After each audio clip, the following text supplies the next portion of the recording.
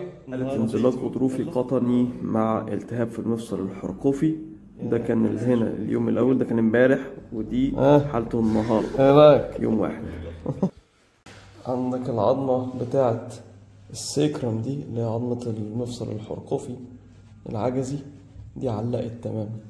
هنحاول دلوقتي نرجعها مكانها. الشمال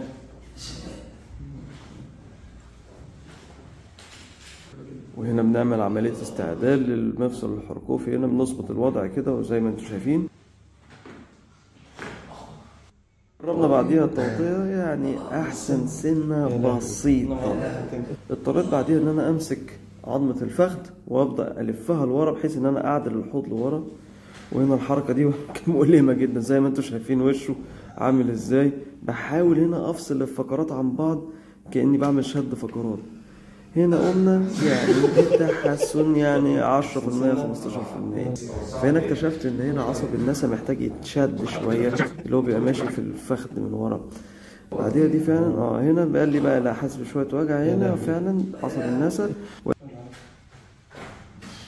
بعد التقطيع دي كان ظبط وضع الحوض تماما. وبعديها بس فضل الالتهاب موجود. تاني يوم زي ما انتم شايفين النتيجة احسن بكتير بفضل الله ما شاء الله.